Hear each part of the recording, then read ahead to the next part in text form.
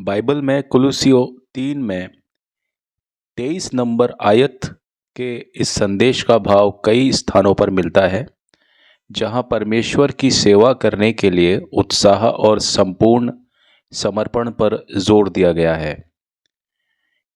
कुछ महत्वपूर्ण संदर्भ और पात्रों के उदाहरण कुछ इस प्रकार हैं, जो कि इसी विचारधारा से मेल खाते हैं, जो कि कुलुस्सियों 3 में 23 नंबर आयत में दिया गया है।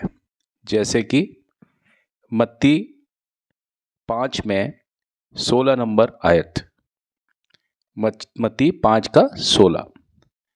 यीशु ने कहा, उसी प्रकार तुम्हारा उजियाला मनुष्यों के सामने चमके, ताकि वे तुम्हारे भले कामों को देखकर तुम्हारे स्वर्गीय पिता की महिमा करें।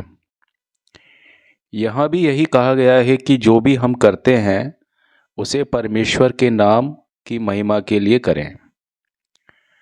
इसके अलावा 1 कुरिन्थियों 10 में आयत 31, उसके मुताबिक भी यही बात कही गई है इसी तरह से। इसलिए तुम चाहे खाओ, चाहे पियो, चाहे जो कुछ करो, सब कुछ परमेश्वर की महिमा के लिए करो। इस पद में भी सब काम है, सभी कर्म है, वो परमेश्वर की महिमा का ध्यान रखने के लिए कहे गए हैं। उसी तरह से गलातियों 1 में आयत 10, अब मैं मनुष्यों को मनाने का प्रयत्न कर रहा हूं या परमेश्वर को? क्या मैं मनुष्यों को प्रसन्न करना चाहता हूं? इस पद में पौलुस बताते हैं कि उनकी सेवकाई केवल परमेश्वर को प्रसन्न करने के लिए है, ना कि मनुष्यों को। ठीक इसी तरह का जिक्र 1 पत्रस 4 में आयत 10 और 11,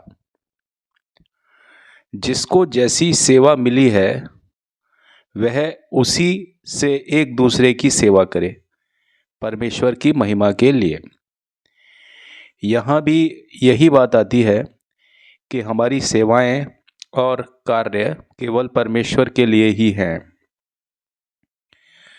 यूहन्ना 15 में आयत 5, यहाँ भी यीशु ने यही कहा कि मैं दाखलता के लिए हूँ, तुम डालियाँ हो।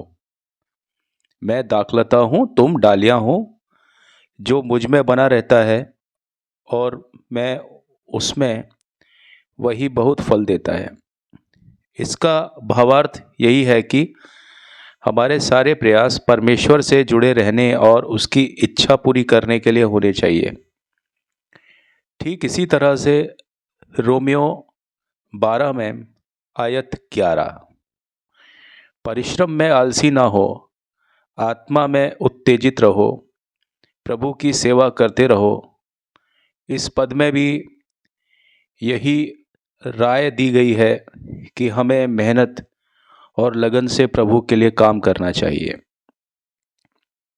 और ठीक यही बात नीति वचन 16 में आयत 3 में भी यही कहा गया है, अपना काम यहोवा पर डाल दें तो तेरी कल्पनाएं सफल होंगी। यहाँ अपने कार्य को प्रभु को समर्पित करने की बात कही गई है। ठीक उसी तरह प्रेरणादायक पात्र जो है यूसुफ में उत्पत्ति 39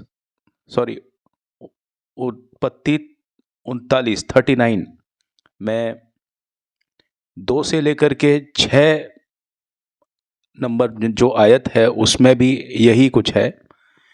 यूसुफ ने मिस्र में गुलामी के बावजूद पूरे मन से कार्य किया और परमेश्वर ने उसे सफलता प्रदान की।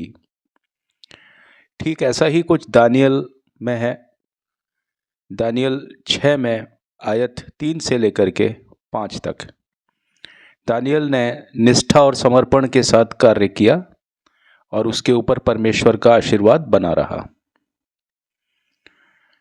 फिर पौलुस में जब हम बात करते हैं प्रेरितों के काम 20 में 24 नंबर की जो आयत है, उसमें पौलुस ने कहा है कि उसकी ज़िंदगी का कोई महत्व नहीं है सिवाय इस बात के कि वह प्रभु यीशु से प्राप्त सेविकाई को पूरा कर सके। तो यह सभी पद और पात्र हमें यही बताते हैं कि हमें अपने कार्यों को समर्पण और निष्ठा से परमेश्वर की राह में करना चाहिए। कुछ और भी संदर्भ दिए गए हैं जो इस विचारधारा को और भी ज़्यादा गहरा करते हैं, जैसे नीति वचन 3 में 5 से 6 तक, तू अपनी बुद्धि का सहारा न लेना वरन संपूर्ण मन से यहोवा पर भरोसा रखना, उसी का ध्यान रख, तब वह तेरे मार्ग को सीधा करेगा। यह पद इस बात पर जोर देता है कि हमें अपनी बुद्धि के बजाय परमेश्वर की इच्छा को अपने कार्यों में प्राथमिकता देनी चाहिए। ठीक यही संदर्भ आपको फिलिपियों 2 में आयत 13 में मिलता है, क्योंकि परमेश्वर ही है जो तुम्हारे अंदर अपनी कामना, अपनी इच्छा और प्रसन्नता के अनुसार काम करता है। यहाँ यह बताया गया है कि हमारा परिश्रम परमेश्वर की शक्ति और उसकी इच्छा से है, इसीलिए हमें उसे ही सर्वोच्च और श्रेयस्कर मानकर काम करना चाहिए। ठीक ऐसा ही लूका 10 में आयत 27 में भी ऐसा ही विदित है। तू अपने प्रभु परमेश्वर से अपने सारे मन, अपनी सारी आत्मा, अपनी सारी शक्ति और अपनी सारी बुद्धि के साथ प्रेम कर। प्रभु से प्रेम का मतलब है कि हम अपने सारे कार्य उसी को समर्पित करें, जैसे कि कुलुस्सियों 3 में 23 आयत में कहा गया है। रोमियो 14 में आयत 8 में ये कहा गया है कि यदि हम जीवित हैं तो प्रभु के लिए जीवित हैं, और यदि मरते हैं तो प्रभु के लिए मरते हैं। यह पद हमारे जीवन के हर पहलू को प्रभु को अर्पित करने की प्रेरणा देता है, ताकि हम उसके लिए पूरी तरह से समर्पित रहें।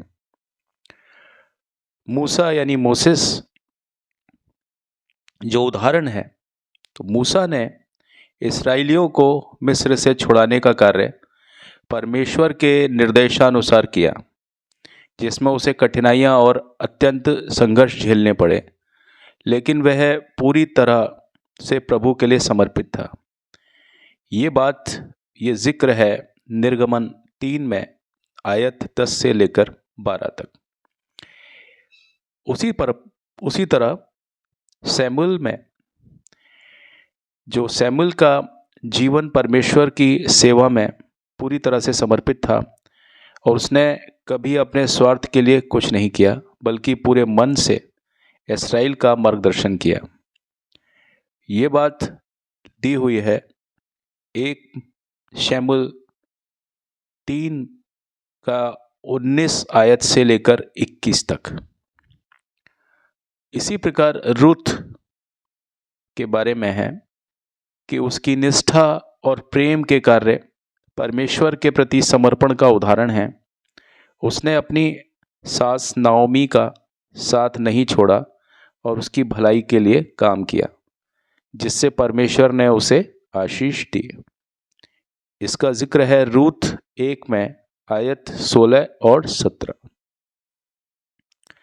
तो निष्कर्ष यही है कि कुलुस्सियों 3:23 के संदर्भ का जो मर्म है, जो उसकी स्पिरिट है, वो यही है कि हमें अपने जिंदगी और अपने कार्य में परमेश्वर की महिमा के लिए ईमानदारी और मेहनत से सारे काम किए जाने चाहिए। इस तरह का समर्पण न केवल हमें अपने कर्तव्यों में आशीषित करता है, बल्कि परमेश्वर के साथ हमारे रिश्ते को भी मजबूत बनाता है। इन वचनों के जरिए परमेश्वर आपको बहुतायत से आशीष दें। आमीन।